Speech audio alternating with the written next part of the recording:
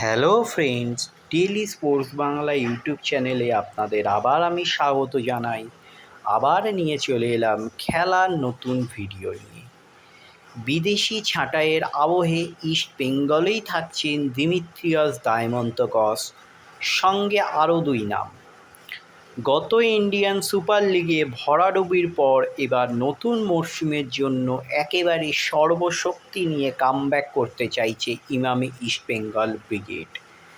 সেই মতোই head coach Oscar Bruzon এবং হেড অফ ফুটবল থিংবই সিংটোর হাত ধরে একে একে নতুন ফুটবলারদের সই করিয়ে নিচ্ছে লাল হলুদ ব্রিগেড।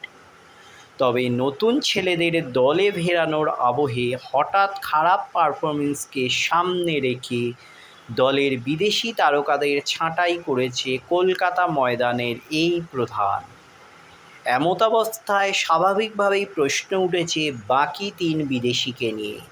তবে আপাতত সূত্রে যা খবর, মাদিয়া তালাল, দিমিত্রিয়াস ডায়মন্তকস এবং সউল ক্রেসপোকে নিয়ে সংসার বাঁধবে লাল হলুদ ব্রিগেড। যদিও অনেকেই মনে করেছিলেন দিমিত্রিকে হয়তো ছেড়ে দিতে পারে ইস্টবেঙ্গল, তবে শোনা যাচ্ছে তেমনটা হবে না। লাল হলুদেই থাকবেন গ্রিক ফরওয়ার্ড, সঙ্গে থাকছেন আরও দুই বিদেশি। লাল হলুদেই থাকছেন দিমিত্রিয়াস। বেশ কয়েকটি সূত্র মারফত যা খবর, তিন বিদেশিকে বিদায় দেওয়ার পর এবার তাদের জায়গায় তিন বিকল্প বিদেশি ফুটবলারকে বসাতে চাইছে ইস্টবেঙ্গল ম্যানেজমেন্ট শিবির। তবে প্রশ্ন থেকে যায় সেই তালিকা ভরাট হলেও দলে থাকা বাকি বিদেশিদের মধ্যে কারা থাকছে।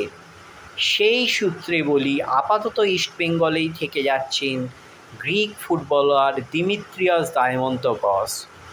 একইভাবে চোট নিয়ে জর্জরিত মাদিয়া তালালকে নিয়ে এখনোই বড় পদক্ষেপ নিতে পারছে না বাগান প্রতিবেশী। শোনা যাচ্ছে খুব শীঘ্রই চোট কাটিয়ে মাঠে ফিরতে পারেন তালাল।